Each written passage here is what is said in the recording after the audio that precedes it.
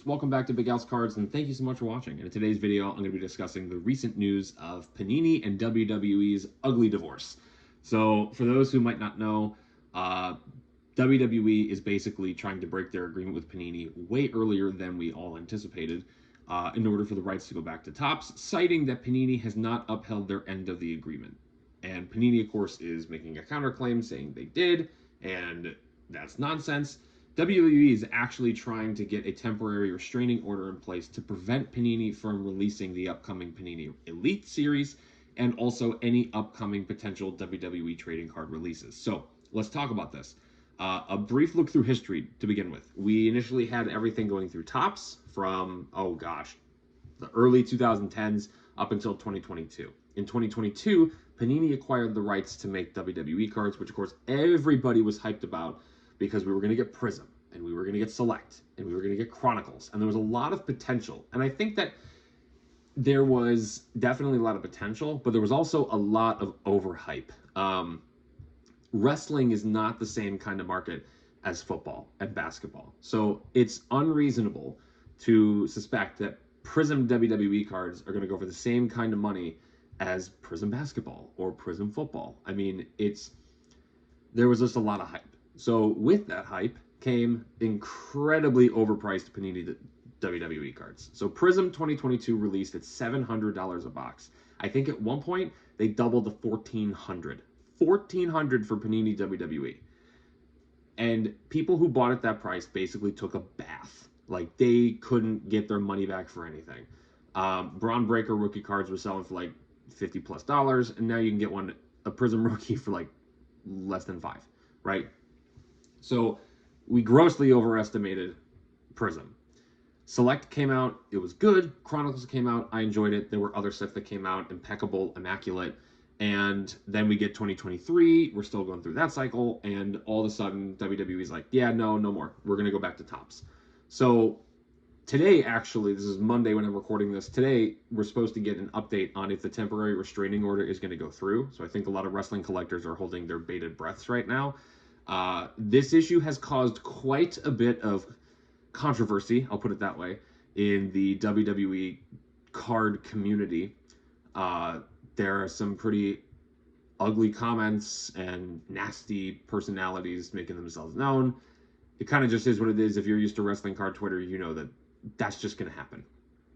But I'm going to give my opinion on this, and I'm sure this will be a topic of discussion in the wrestling card community. So, hi, everybody. Nice to see you. So I think that this is not the worst thing in the world, obviously. Panini is overproduced. Panini, in ways, is overpriced and very overhyped because of what we saw in basketball and football. And wrestling is just not the same. Basketball and football is, of course, always going to be driven by hype because there's going to be new rookies, there's going to be new inserts and stars and case hits, and to try to translate that over to WWE was a very, very big task. So I think in one sense, going back to Topps is not a bad thing by any stretch of the imagination, because there are other possibilities. Because we could potentially get a Topps Chrome Sapphire WWE. We could get another Heritage set. I loved Heritage. We could get other possibilities from just looking at the Topps line. What could we get? Could we get like a Triple Threads WWE? So there's a whole lot of possibility. I think that to say that Panini cards are trash, I don't think that's a correct statement at all. I don't really think I've heard that from anybody, but it is going to be a shift, right, to go from Panini to Topps again. So I got a couple cards here to kind of illustrate the example. So in Topps, a couple examples. We had Finest, which I liked. So we have a Finest green Gargano to 99. The design is very different, obviously, from what we see in Panini, and that's just Finest for you, right? So we could potentially be getting this again. We also could be getting WWE Heritage. So here's a Gargano green to 99. It's a paper card. It's on that older design. I really like it. Like, Heritage is one of my favorite sets. I like the older kind of style. So to get back in WWE, I think that would be awesome. We are then in turn losing cool looking cards such as the Prizm Gold. So we are going to lose Prizm Gold. Gold Gargano to 10. Could potentially be his only gold to 10 in terms of inserts. The tie-dye from Select. I love this card. The Batista, the Chippendales Dancer Batista, because I don't know what on earth he's doing. Number 25. I love the select tie-dye. So we are going to be losing that. It's not the worst thing. It's just going to be a shift. And the thing that I think that people need to understand is I think that the lower numbered parallels like tie-dyes and golds and even the green to 5 and of course the black 1 of 1, those are going to hold their value. But like there's so many different parallels in WWE and Panini just in general that I don't really think that higher number parallels are going to hold their value at all. And base certainly isn't, because they just produce a ton of the stuff. It's not the same of pulling a Braun Breaker rookie from Prizm as it is pulling a Trevor Lawrence rookie from Prizm, right? Trevor Lawrence could play incredibly and up his value. Braun Breaker's probably going to stay where he's at, regardless of how good he becomes. There are obviously certain exceptions. We can look at LA Knight, and his value just skyrocketed out of nowhere. But it's very, very different. Another thing that I think is going to be a potential shift, and I hope this is the case, is more on-card autographs. Panini is, of course, famous for just mostly sticker autographs. Now, they do have on-card in instances. A lot of the higher-end sets, such as Impeccable and Immaculate, those do have more on-card autos. Even the Elite series had some on-card autos coming up that we might not ever get to see. So this EO Sky Ringside Action Silver auto is a sticker. To go back to on-card autos, we can be getting Topps Chrome again. So Gargano PSA 10 Orange, that is an on-card signature. And to me, that increases the value because it is on-card versus a sticker. Panini is just so infamous for how many stickers that they have. So I think that there's definitely some good in this. The bad in this is, I think, twofold.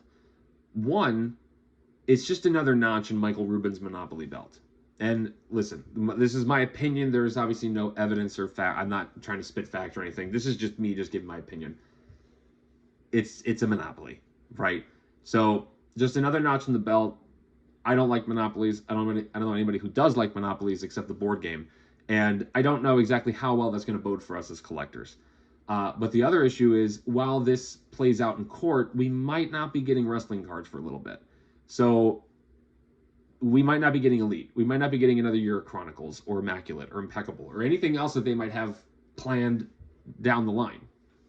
So in one sense, that's bad because we're not going to get anything new for a little bit.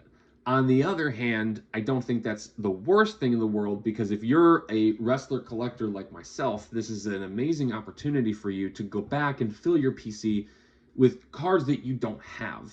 So we're not going to be getting, I mean, there's a high possibility that if this restraining order goes through and they can't make more cards and they don't release Elite, that we're done with Panini Wrestling. And that means no more new Gargano cards for my PC until Topps comes out with something new. Now, I'm sad about that because I love seeing new cards. And if you guys saw Johnny Gargano's Twitter, he posted a picture of the 1 of 1 that he signed for Elite, and it looks amazing with all the inscriptions. So I'm sad because I want that. But on the other hand, this is now a great time for me to look back at what has already been released and to fill my collection and to fill those gaps. So there's a whole bunch of top stuff that I just don't have. There's some Panini stuff that I don't have. And this is now going to be an amazing time for me to go back and fill that PC up, because that's what I want to do. That's what I love. And it's also interesting, too, realizing this, is that this could be the only year of Gargano Prizm 1 of 1s, because he didn't have anything in 2022. So from my PC standpoint, I'm like, oh, cool, this is great. But I also know that people will be frustrated because they want new wrestling cards, and it's exciting to get new wrestling cards. So it's a mess of a situation for sure. I don't think it's the worst thing in the world, because Panini has its flaws. Topps has its flaws, but I think that we definitely magnify Panini's quite a bit more than we do the Topps. The redemptions, I mean, good grief, look at Immaculate WWE. So many redemptions, and even then, if you don't hit a redemption, you're like, oh, cool, no redemptions. Well, you still have a high probability of not getting your money back, because the singles market is just, there's just a lot of cards out there. So people who thought that wrestling was going to be an investment, obviously not the case. Singles market it's great because people are buying wrestling, but obviously the box prices and the single prices don't match. So I think that this is not the worst thing in the world. It's disappointing for sure, because I don't think this really does us as collectors any good. But at the same time, it does show that there is a future for wrestling cards. We are going to be getting more top stuff at some point. Whether that comes next year, whether that comes next month, whether that comes in 2026, we don't know. And I think that that's worth paying attention to. But the future of wrestling cards is still very bright. Regardless of whether Panini makes them or Topps makes them, all that matters is that you're collecting, right? Buy boxes if you want, buy singles if you want. But the point of wrestling card collecting is to collect wrestling cards, to collect your favorite wrestlers. It does not matter if you collect vintage. It does not matter if you collect modern. It does not matter if you collect Panini. It does not matter if you collect Topps. What matters is you're collecting wrestling cards. And while the community is incredibly toxic, on Twitter at least, there's still a bunch of really cool people out there who love wrestling cards and love sharing their wrestling cards. I cannot tell you how many cool cards I see on Twitter because they go after their PC and I follow them. And I'm like, oh my word, look at all these Shinsuke Nakamura cards. Look at all these Karrion Kross cards. Like, look at all these cool cards out there. And it's really cool to see people adding to their collections. So it's disappointing.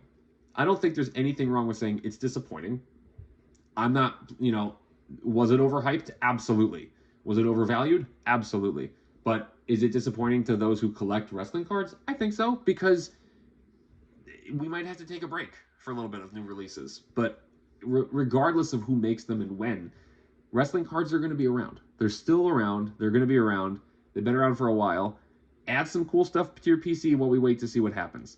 But I also urge you wrestling card collectors, chill. Chill on Twitter. Anyway, those are my thoughts.